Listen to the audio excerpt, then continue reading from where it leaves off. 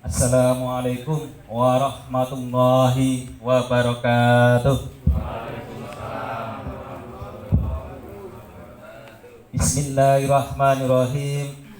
Alhamdulillahirabbil alamin. Wa bihi nasta'in ala umurid dunya waddin.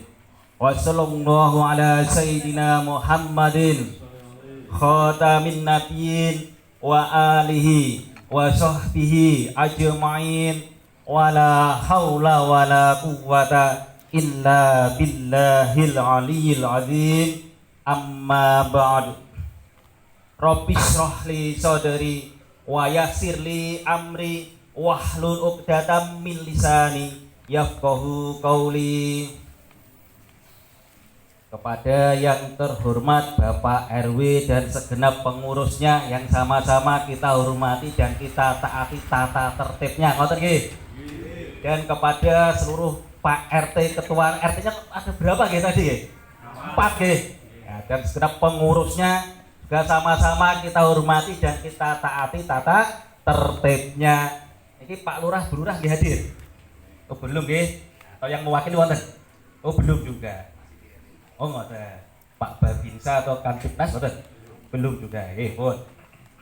Dan segenap panitia yang sudah bekerja keras sehingga terselenggaranya acara halal bihalal ini, ya kita doakan sama-sama semoga panitianya sehat selalu. Amin. Sukses dunia akhirat Allahumma amin. Dan seluruh warga yang hadir di sini semoga selalu berbahagia selalu dunia akhirat Allahumma amin. Dan kepada tuan rumah, ini tuan rumahnya Pak Susanto ya? Pak Suparno, Budi Pak Suparno.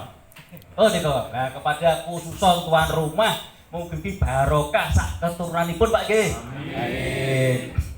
Hadirin yang dirahmati Allah Subhanahu wa taala, godhong suruh, godhong sukun, sing penting wargane guyub rukun Allahumma amin. Marilah kita tingkatkan puji syukur kita kehadirat Allah Subhanahu wa taala yang mana sampai saat ini Allah masih memberikan berjuta-juta nikmat kepada kita sampai tak terhingga. Termasuk nikmat besar ya kita bisa hadir acara halal bihalal. Orang yang hadir acara halal bihalal tandanya orang baik. Apapun agamanya, entah Islam, Kristen, Katolik, Hindu, Buddha, Konghucu, aliran kepercayaan. Kenapa kok baik? Karena dia mengaku salah dan mau minta maaf. Leres apa leres iki? Ini sedoyo yang ngrau iki ngaku salah to iki. Dan mau minta maaf. Ini tandanya orang baik. Bukan berarti yang tidak datang tidak baik. Bukan berarti begitu. Ya mungkin ada udur, sedang sakit, ada repot, kesibukan, ya kita doakan. Kalau dia sakit semoga diberi kesembuhannya. Lagi repot ya ada masalah semoga diberi kemudahan lancar oleh Allah Allahumma amin. Dan yang hadir dalam acara halal bihalal ini legowo pengen memberi maaf siapapun yang telah berbuat salah. Betul apa betul? Nah ini tandanya kita ini anugerah yang besar bisa hadir dalam acara halal bihalal. Salawat dan salam marilah kita aturkan pada junjungan kita Nabi Agung Muhammad Sallallahu Alaihi Wasallam. Semoga kita diakui sebagai umat yang taat, dimudahkan mengikuti syariatnya dan mendapatkan syafaat dari kiamat nanti. Amin Allahumma amin. Hadirin yang dirahmati Allah Subhanahu wa taala, acara halal bihalal penting dilaksanakan. Ini tradisi Indonesia, bukan hanya miliknya umat Islam, semua agama boleh melaksanakan. Kenapa kok ini penting halal bihalal ini? Yang pertama karena kita ini interaksi sosial dengan masyarakat, ada gesekan-gesekan. Ada kalanya cocok, ada kalanya tidak cocok. Jangankan dengan masyarakat, dengan keluarga sendiri juga ada kalanya cocok, kadang tidak cocok. Ngoten Pak nggih. Maka ini penting dilaksanakan. Kalau mazhabnya Imam Syafi'i, kalau minta maaf harus menyebutkan kesalahannya. Ngoten, Bapak-bapak, Ibu-ibu. Misalnya Pak RT ini sing tadi. Pak Susanto nggih RT kita niki 03. Misalnya kula nyuwun ngapura kalih Pak Susanto. Pak RT kula nyuwun ngapura. Lah kenapa Mas? Wingi kula ngrasani jenengan. Lha ngrasani pripun? Entuk bantuan sampai dhewe wargane ora dibagi. Ya, misale ngoten. Jadi kedah nyebutke kesalahane. Tapi kalau kita harus berpatokan sesuai mazhab Imam Syafi'i, ada kasus-kasus tertentu yang tidak jadi halal malah gelut. Misalnya, oke, misalnya kalau matur kali Pak Susanto, Pak RT, kalau nyon ngapura, ini pas dinas luar kota, kalau nginep suwi ngancani bojone jenengan. Kira-kira ini halal apa gelut? Nah, jadi ada kasus-kasus tertentu yang kita tidak harus menyebutkan. Maka mazhab yang lain seperti Imam Hanafi, Imam Maliki, Imam Hambali tidak harus menyebutkan. Jadi cukup yon ngapura pun sah. Jadi ki mengke ki salaman halal bihalal pun saling ngapura, sing penting kudu rukun kata mawon nggih. Mosok disebut neritik malah bener rampung-rampung mengke. Malah do gendut. Hadirin yang dirahmati Allah Subhanahu wa taala. Jadi kita ini sebagai manusia itu memiliki dua tanggung jawab sebenarnya. Yang pertama hablum minallah, hablum minan nas. Kalau bahasa Indonesia ya hubungan baik secara vertikal dan hubungan baik secara horizontal. Kalau bahasa Jawa nih apik marang Gusti, apik marang tangga kanan kiri. Lha semua betul. Apik marang Gusti ya. Kalau sebagai orang Islam juga kedah sregep teng masjid. Salat nggih mangkat, poso nggih ditindakno, kaji nggih dilampahi ngoten lho nggih.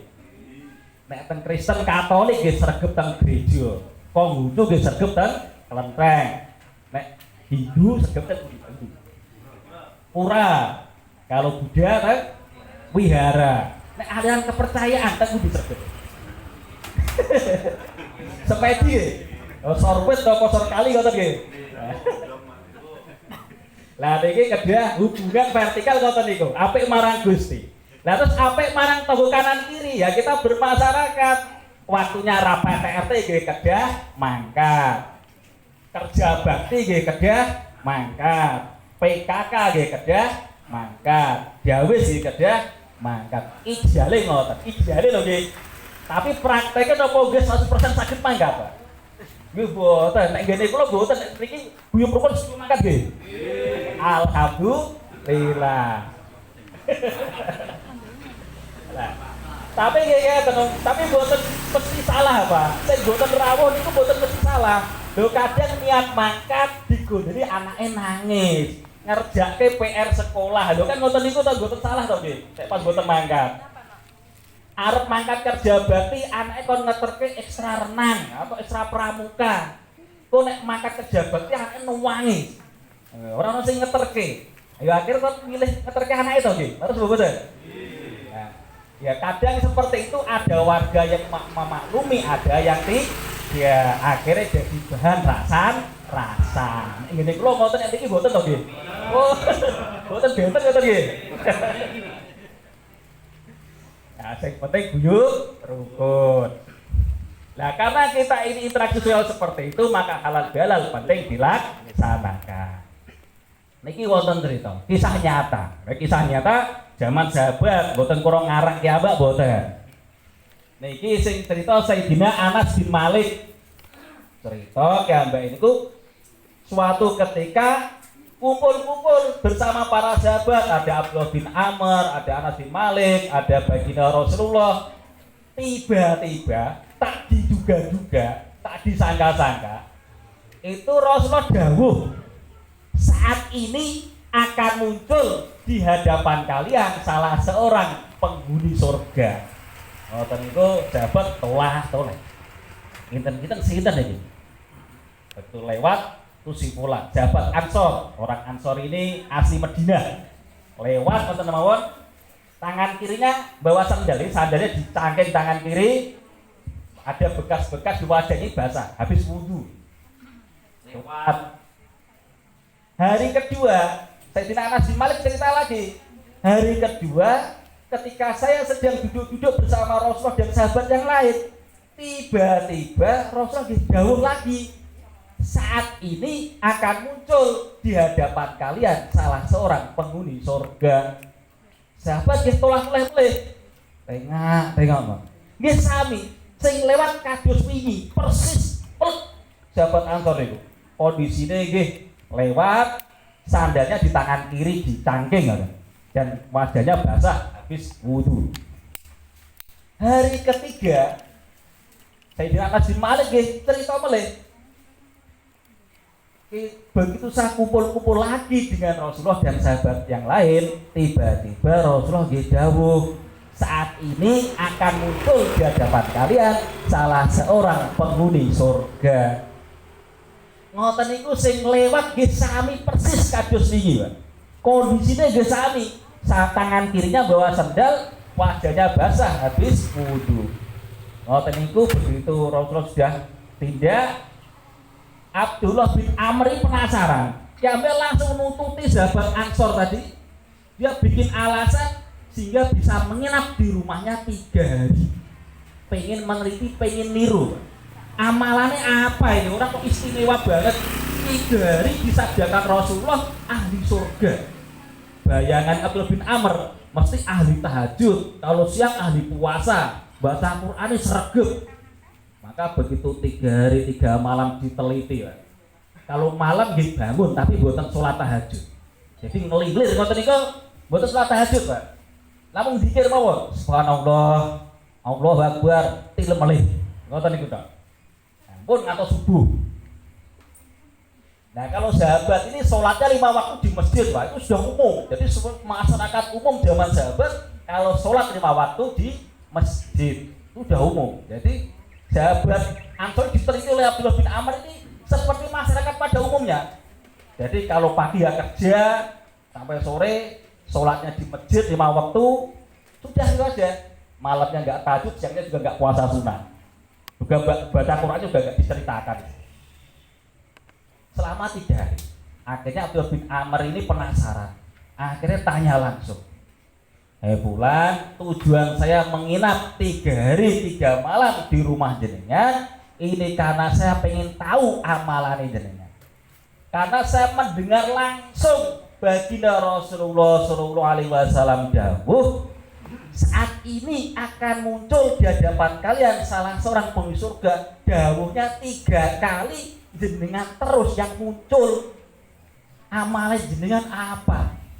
Tak lihat selama 3 malam 3 siang. Lah kok saya tidak menemukan yang istimewa. Maka sahabat Ansor tadi menjelaskan, amalanku sama persis yang kamu lihat, tidak saya kurangi, tidak saya tambahi, selamanya seperti itu.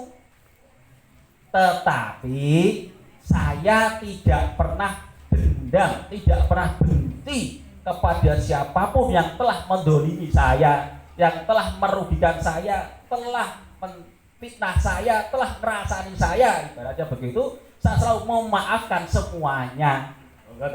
Jadi amal yang pertama apa? Memaafkan. Wis sapa wae sing nyalai tak maafke kabeh. Yang kedua, saya tidak pernah iri kepada siapapun terhadap nikmat Allah yang diberikan kepada siapa saja. Ibaratnya Gusti Allah sing bagi, menungso sing nampi, ngoten nggih. Jadi mboten saya iri. Nah, ini penjabaran ngeten yang pertama tadi. Jadi memaafkan, misalnya biasanya ibu-ibu tumbas lombok teng peken 1 kilo, ternyata ditimbang di pareke cuma 9 on, berarti kan kurang 1 on. Ngerti, orang sang ngamuk ditimbang apa? Timbangan dibanting mboten usah, dimaafke mawon. Orang yang didolimi, orang yang dirugikan, orang yang disakiti, orang dianiaya, doanya makbul. Betul Pak, betul. Apapun agamanya loh Pak. Baginda mendawuh ngoten niku. Apapun agamanya. Kalau orang didolimi, doanya makbul. Jadi kalau kita lagi didolimi, disakiti, dianiaya, difitnah, tidak melakukan apa-apa kok dituduh melakukan sesuatu yang tidak baik, alhamdulillah ini saatnya doa saya makbul. Loh kan ngoten. Jadi ini saatnya doa kita makbul. Langsung donga sing apik-apik kanggo hajate awake dhewe. Ora usah ngurusi orang yang menfitnah, tidak usah ngurusi orang yang mendolimi. Dia urusannya dia. Yang penting saiki hajatku bedang kabul, aku tak donga sing apik. Ora sebab betul. Nah, contohnya ngeten. Begitu dia didolimi, difitnah, orang lakoni kok dituduh lakoni. Alhamdulillah kesempatan donga. Ya Allah, muga-muga uripmu penak dunia akhirat, sugih dunia akhirat sak keturunanku. Allahumma amin. Cocok apa cocok? Lah nggih ngoten to, ora usah padu. Begitu ada masalah didolimi, dirugikan, dianiaya, alhamdulillah kesempatan donga muga-muga hajatku pas kabul yo dino iki. Allahumma amin. Rebutan warisan misalnya, dimanipulasi datanya kudune dapat banyak kok dapatnya sedikit. Wis rapopo kan tak trimo. Muga-muga uripmu luwih penak, uripmu luwih sugih daripada awakmu donya akhirat sak keturunanku. Allahumma amin. Orang yang didolimi itu doanya pas makbule nggih. Mas bener terus lagi. Lah, ora sak setaro liyane wong iki doane tamakbul nggih. Kesempatan langka iki. Alhamdulillah. Hadirin yang dirahmati Allah Subhanahu wa taala. Ini kalau kita didolimi. Yang kedua tadi, tidak usah iri kepada nikmat Allah yang diberikan kepada siapa saja. Ibaratnya Gusti pun bagi-bagi, wonten sing dibagi pesawat, wonten dibagi mobil, wonten sing dibagi gunung, wonten dibagi karpet, nggih ditapi mawon sedaya maupun kersane Gusti Allah. Kan ngoten to nggih. Maka Abdullah bin Amr begitu mendengar jawaban si fulan tadi, orang Ansor, dua amalanmu ini yang buat derajatmu tinggi dan saya belum bisa melakukan. Baginda Rasul dawuh, layu ta'riku bi husni khuluqihi. Barang siapa yang akhlaknya baik, darajatnya shaimil qaim. Derajatnya sama orang yang tiap malam tahajud terus sampai akhir hayatnya dan siangnya puasa terus sampai akhir hayatnya. Jadi orang yang akhlaknya baik itu derajatnya sama seperti orang yang kalau malam tahajud sampai akhir hayatnya, kalau siang puasa sunnah sampai akhir hayatnya. Maka sahabat tadi walaupun tidak tahajud, tidak puasa sunnah, karena amalannya akhlaknya baik, derajatnya ahli surga. Semoga kita semua dimudahkan untuk mengamalkan. Allahumma amin. Cerita yang kedua, kalau tak minum dia nggih. Wong ngotot ceritane ya, kalau nggih. Bismillahirrahmanirrahim. Bapak Ibu nepun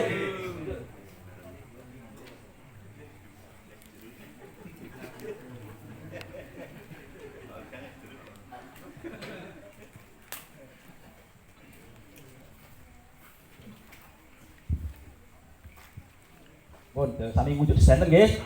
Kebagian sedanten. Nek den kebagian wujud nggih nyuwun panitia. Kalau ngelengke panitia nggo dadak ana kelewatan. Nggih kula tak crita meneh. Nggih cerita. Pun niki cerita mawon. Jadi niki mboten kula ngajari jenengan guru mboten, niki sami-sami ngaji sareng-sareng ngoten nggih. Niki kisahipun Sayyidina Umar bin Khattab. Pun tepan Pak nggih. Tepangane teng pundi, Pak? Oke.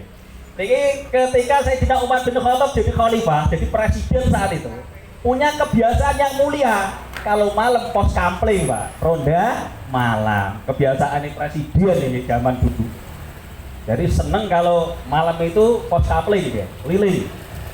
Suatu ketika dia ditemani oleh Abdullah bin Mas'ud. Jadi yang menamani pos kampling saya itu dia berdua saja. Jadi Sayyidina Umar bin Khattab dengan Sayyidina Abdullah bin Mas'ud. Ya karena dia tengah malam keliling dari rumah ke rumah, lorong ke lorong, sudah banyak pintu-pintu yang tutup, sudah gelap. Ternyata ada satu rumah yang terang benderang. Maka ini menarik perhatian. Maka Sayyidina Umar menuju rumah itu. Sudah sampai, maka Abdullah bin Mas'ud disuruh nunggu di luar pagar. Umar masuk. Begitu Sayyidina Umar masuk, monggo ingkang nembe rawuh, monggo jeng mawon. Bu Cari niki. Nggih monggo Bu Cari, Pak Babinsa. Oh, kesane lenggah rumiyin, mengke dilajengan melih. Monggo. Kula tek ngujurin. Kelas kene, Dik. rombongan ingkang lebih rawuh.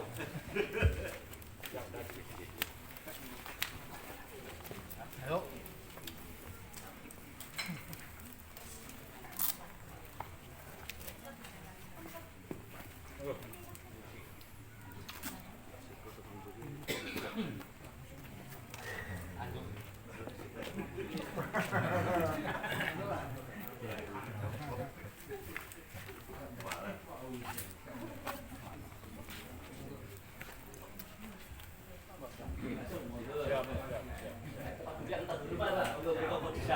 Tamu-tamu khususon.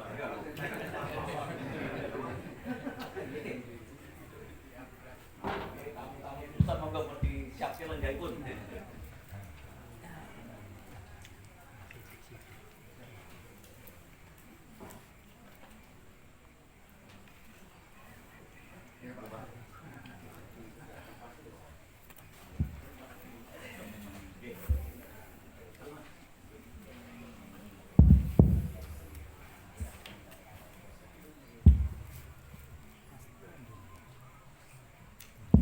Sampun, tamu ini pun mlebu sedanten nggih. Pun lajengaken melih nggih. Niki wau Sayyidina Umar ngutus Abdullah bin Mas'ud nunggu di luar pagar nggih. Sayyidina Umar masuk, begitu mendekati pintu, ternyata ada suara bising-bising, berisik. Ada suara wanita menyanyi dan laki-laki sedang mabuk. Maka Umar langsung dorong pintunya aja, masuk. Ternyata betul di dalam ada orang tua sedang mabuk ditemani wanita sedang menyanyi. Maka Umar langsung marah. Saya tidak pernah melihat pemandangan yang lebih buruk daripada laki-laki yang siap dipancung lehernya. Bahasa Umar kayak ngotot nggih. Maka tuan rumahnya niku yang sedang mabuk niku kaget, Pak. Loh, kok ada Sayyidina Umar masuk? Wahai Amirul Mukminin, kamu lebih buruk daripada saya. Maka Gandar Umar yang kaget. Loh, kamu masuk rumah saya tanpa izin. Ngoten nggih salah to nggih? Masuk rumah tanpa izin. Masuk rumah orang kok tanpa izin marah-marah. Jelas iki Sayyidina Umar salah. Yang kedua, wala tajassasu. Ngoten. Janganlah mencari-cari kesalahan orang lain. Wah, begitu Umar langsung balik, Pak. Balik kaget. Bener tiba tuan rumahnya bener. Langsung dia keluar, langsung pergi. Ya Allah ampuni saya, ya Allah ampuni saya. Itu Sayyidina Umar menyesal, dia merasa berdosa. Akhirnya Abdullah bin Mas'ud yang nunggu di luar pagar ditarik, tidak pergi, tidak dikasih tahu apa-apa. Singkat cerita, tuan rumahnya takut, Pak. Keluar rumah takut kalau dihukum oleh Sayyidina Umar. Akhirnya sampai seminggu 2 minggu tidak berani keluar. Biasanya Sayyidina Umar ini kalau habis subuh bikin majelis kayak pengajian begitu. Tuan rumah yang orang tua sedang mabuk tadi biasanya datang.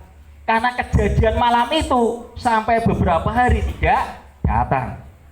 Suatu saat setelah seminggu atau 2 minggu tidak hadir, tahu-tahu laki-laki tua tadi datang. Datang di majelisnya Sayyidina Umar. Ngumpet paling belakang ngoten duduknya. Sayyidina Umar tahu, loh, yang orang yang kemarin malam itu mabuk ternyata datang, diundang. Bapak, mari, saya pengen berbisik-bisik. Akhirnya laki-laki itu ada datang, dibisiki, Pak. Weh Bapak, ketahuilah, sejak malam itu sampai sekarang saya tidak pernah cerita kepada siapapun apa yang pernah saya lihat malam itu. Bahkan kepada Abdullah bin Mas'ud yang menemani saya tidak saya kasih tahu. Bahkan anak istri saya di rumah saya tidak kasih tahu. Yang tahu cuma saya saja. Maka orang tua tadi juga sama. Wahai Amirul Mukminin, dekatkan telinga Anda. Saya juga ingin berbisik-bisik. Maka setelah didekatkan telinganya, orang tua tadi mengatakan, wahai Amirul Mukminin, sejak kejadian itu saya bertobat, saya tidak mabuk lagi sampai saya datang di majelis jenengan hari ini. Ini pentingnya menutupi aib saudara kita, ya. Jadi sesuai dawuhnya baginda Rasulullah SAW, barang siapa menutupi aib saudaranya, maka Allah akan menutupi aibnya di dunia dan di akhirat. Barang siapa membuka aib saudaranya, maka Allah akan membuka aibnya di dunia dan di akhirat. Bahkan di rumahnya sendiri akan dipermalukan. Hadirin yang dirahmati Allah SWT, semoga kita dimudahkan untuk mengamalkan, meniru yang baik. Allahumma amin. Godhong suruh, godhong lombok, sedekang rawuh, mugi-mugi asal rezeki nomplok. Allahumma amin. Nah niki kula lagi namanya. Niki cerita terakhir. Nggih. Niki ceritanya dari Sayyidina Abu Hurairah. Penutupan nggih niki. Mek kedalon iki jam pinten? 9:10. Lanjut nggih. Lanjut. Jam 11. Oh, nggih. Siap. Dan ini kemarin dijok boleh nggih. Lah iki ngeten. Oh, ten ceritane. Sayyidina Abu Hurairah niki begitu kumpul-kumpul ngoten nika, kami sahabat yang lain. Baginda dawuh, "Atadruna mal muflis." Atadruna mal muflis kata. Tahukah kalian siapakah orang yang bangkrut? Tahukah kalian siapakah orang yang bangkrut? Maka para sahabat menjawab, "Ya Rasul, orang yang bangkrut menurut kami adalah orang yang tidak punya uang, orang yang tidak punya harta." Kalau bahasa kita orang pedagang, ya orang bangkrut tiwas kulaan ora payu, ngoten Pak nggih. Tiwas kulaan ora payu, itu bangkrut.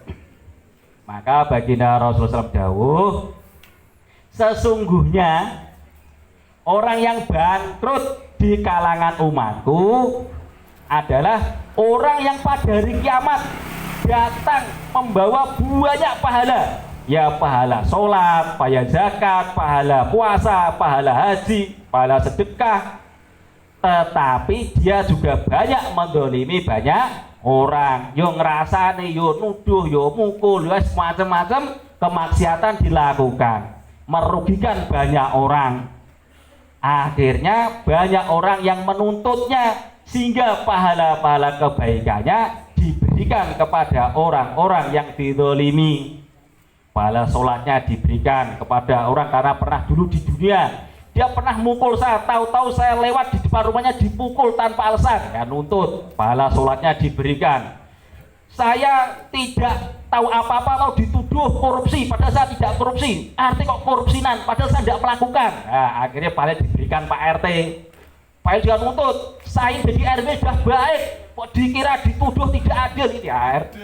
Nah, RW ini nuntut, akhirnya pahalanya diberikan Pak RW. Belum halal bihalal kok kebacut meninggal. Lah ini Pak, pentingnya halal bihalal. Sudah banyak melakukan kemaksiatan, belum sempat halal bihalal sudah keburu meninggal. Akhirnya bangkrut di sana. Nanti banyak pahala kita diberikan kepada orang-orang yang kita dolimi. Nah kalau pahalanya sudah habis, ternyata yang menuntut masih banyak, bagaimana? Ya dosanya orang yang didolimi diambil, diberikan kepada orang yang bangkrut, muflis. Akhirnya dia yang dulunya berharap jadi ahli surga, akhirnya jadi ahli neraka. Hadirin yang dirahmati Allah Subhanahu wa taala, ini penting. Jadi poin-poinnya tadi, tak ulang lagi Pak. Poin yang pertama, cerita yang pertama tadi, poinnya yang pertama adalah kita harus menjadi pemaaf. Ngoten nggih. Apapun yang terjadi kita legowo. Yang kedua, tidak boleh iri. Yang ketiga, poinnya ini tadi, tidak boleh mencari kesalahan orang lain. Tadi yang Sayyidina Umar. Cerita yang terakhir ini, ya kalau punya salah segera minta maaf atau halal bihalal sebelum meninggal. Sehingga ceritanya dah komplit. Godhong lombok, godhong cambah. Sedaya ingkang rawuh, godhong lombok, godhong suruh nggih. Godhong suruh, godhong cambah. Sedaya ingkang rawuh mugi-mugi rezekine kathah berkah Allahumma amin. becik ketitik Allah ketara senajan sekedhik mugi-mugi Gusti Allah ridho. Nah ngoten, becik ketitik Allah ketara senajan sekedhik saged diamalno. Allahumma amin. Oke, sampun. Jadi saya cukup sekian saja. Jika ada salahnya ya saya mohon maaf. Ada kurangnya ditambah sendiri nggih. Ada lebihnya nggih dibagi rata ngoten mawon. Ada kurang pasnya ya saya mohon koreksinya.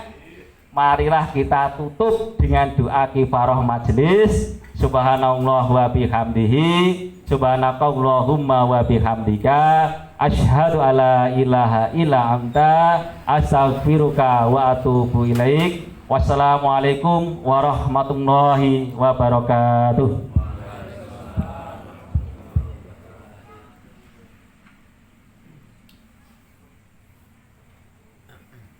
Alhamdulillah, Bapak Ibu sekalian, hikmah halal bihalal dari Bapak Ustadz Haryanto yang sudah kita dengarkan. Semoga